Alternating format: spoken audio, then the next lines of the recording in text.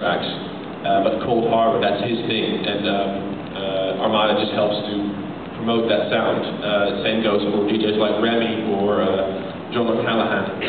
It's just a little bit, Armada's grown very big, and it's very exciting because it offers a lot of opportunities for our other artists, because when they come to Armada, they have 20 people to talk to. There's a legal department now, there's a radio promotions department, there's a DJ promotion, so it's great, it's very exciting.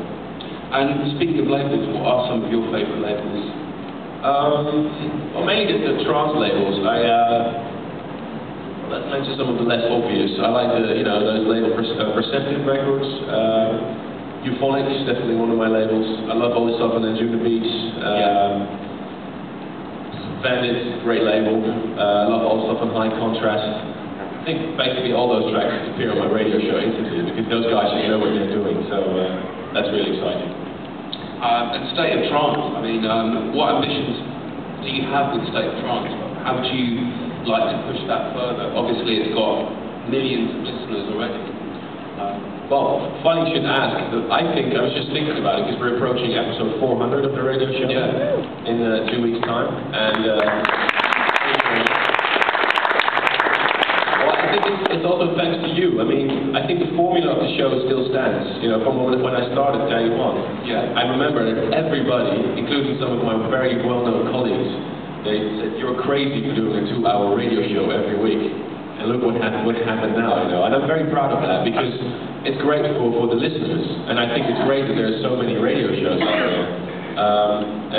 A State of Trance is it should be just about trance music. It's not about Armin Van Buuren, it's not about Armada. Yeah.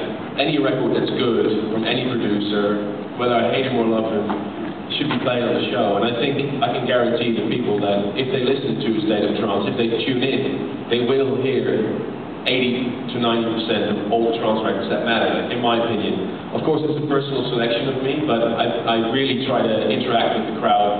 I have a very strong connection with a huge website like Trance.nu. We do a voting every week, which keeps it very interactive. And I go on the forums every week. Well, Ruben does it, because sometimes it's too hard to read for myself.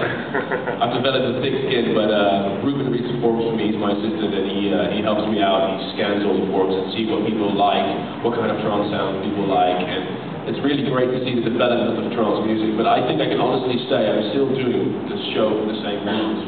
Okay, cool. And you speak of obviously playing all the major trance records. How are you able to disseminate what you're going to actually play? Because you must get sent so much music. How on earth do you get through it and decide what you're actually? Well, it's a lot of work, but it's also very exciting because I love to hear good music. I mean, I must be honest. There are weeks where I'm in such a hectic schedule. I'm in the studio. I've just finished a remix or whatever, and I have a very lovely girlfriend at home. I want to pay attention to her as well. And then you have to do the radio show. But once I get to it, once I'm in the studio, once I am listening to those radio, I mean, often it's 3 or 4 in the morning. On a Wednesday night, I'm doing the show, but I have to do it. I tell myself I have to do it. And the good thing is, I stay on top of my game because I do listen to everything that's out there. Sure. And I do still buy a lot of music as well. Okay. I go online, I go on Audio Jelly, I go on the DJ Download, I go on Beatport, I have all accounts there. You can check it if you want, and I still buy a lot of music. I actually also buy a lot of CDs, and I just love the excitement of getting a new album and listen to that. It just takes a lot of time, and Ruben helps me out a lot with selecting features. What kind of music do you listen to when you want to chill out? What kind of music do you listen to when you're not listening to dance music? Oh, this is very weird, very awkward. If I'd be really honest, I have a very weird musical taste personally. I love ambient stuff like Biosphere, Future Sound of London. I'm a huge fan of the Orb. I don't know if anybody wants to pass on the message to Alex Patterson, but his latest album, The Dream, is fantastic. I've listened to that over and over again, but that's just a very personal selection. And then I listen to everything, like everything from Emerson, Lake and Palmer, classic 70s rock, even the Beatles, everything.